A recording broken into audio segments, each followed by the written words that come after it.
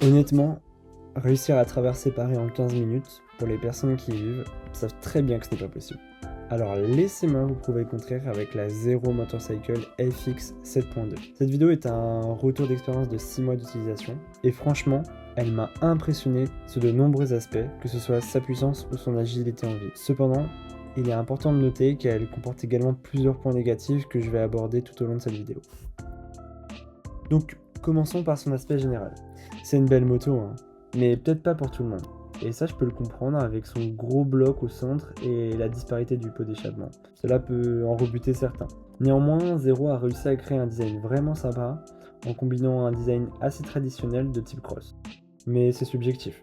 Ce qu'il est moins, c'est le côté pratique, à cause de son design en fait. Et le premier point négatif, c'est si vous envisagez d'avoir un passager, oubliez les trajets de plus de 15 minutes. Car elle n'est clairement pas adaptée pour les grands trajets.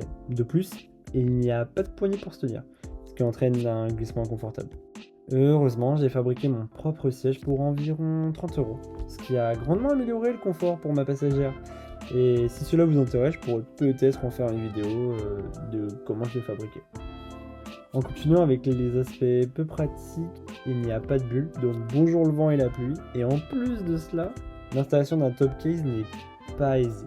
Mais elle se rattrape grâce à sa conduite et au confort général. Les énormes suspensions Showa à l'avant et à l'arrière absorbent efficacement les irrégularités de la route, et la légèreté du train avant la rend vraiment dynamique et agréable, même sur des routes dégradées.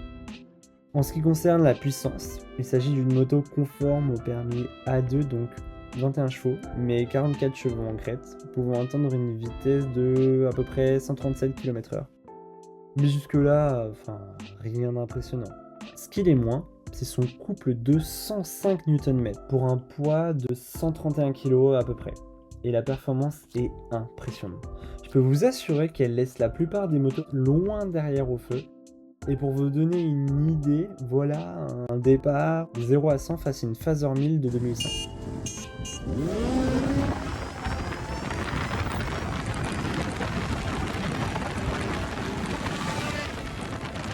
Mais de la puissance, c'est bien si les freins suivent, et là on aura affaire à des étriers flottants à 2 pistons Showan, je sais pas vraiment comment on le dit, en 240 à l'avant et un simple piston à l'arrière qu'on retrouve sur pas mal de motos de chez Zero en 240. Et là vous aurez deux cas d'école, les gens qui n'aiment pas, et moi personnellement qui trouve que les freins sont extrêmement puissants et bien maîtrisés avec l'ABS, qui fonctionne à merveille même sous la pluie. Par contre, pour l'arrière, on pourrait vraiment traduire ça par une blague. Le frein est inexistant et l'ABS s'active quasi tout le temps, sans raison, donc bon, faudra faire attention au virage. Heureusement, le frein moteur, au moment de décélérer, fonctionne à merveille et aide vraiment à réduire l'utilisation des freins.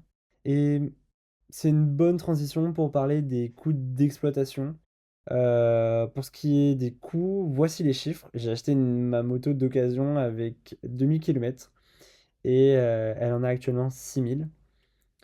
En ce qui concerne les freins, je ne les ai pas encore changés car le frein moteur fait très bien l'affaire et il n'y a pas de courroie à remplacer. Et en ce qui concerne le coût de l'électricité, je la charge à la maison et au travail. Et le coût total à la maison, si on retirait le travail, s'élève à peu près 125 € sur 6 mois d'utilisation, basé sur un tarif de 22 centimes au kilowattheure au tarif de base. Cela m'a pratiquement rien coûté, mis à part le prix d'achat initial, mais nous y reviendrons. Et passons à des sujets plus épineux, comme finalement l'autonomie.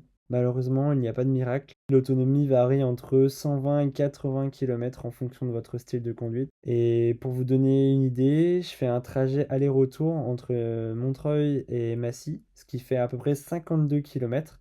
Et en général, il me reste entre 59 et 67% de batterie, ce qui est raisonnable, hein. Cela me permet de recharger tous les 2 jours. Cependant, en hiver, la batterie est moins performante et j'atteins généralement entre 50 et 54% de batterie. Pour la vitesse de recharge, il faut noter que cela prend du temps. La recharge complète prend 9 heures de 0 à 100%, mais avec un chargeur rapide, cela se réduit à 4 heures. Vous devrez donc recharger la nuit ou pendant la journée, si cela est possible, pendant le travail. En parlant des roues et l'éclairage, je dois admettre que l'éclairage n'est pas exceptionnel et ne facilite pas la conduite. Je vous conseille l'installation des feux additionnels, d'autant que les clignotants ne sont pas particulièrement esthétiques. Ils utilisent des ampoules halogènes que je prévois de remplacer par des LED.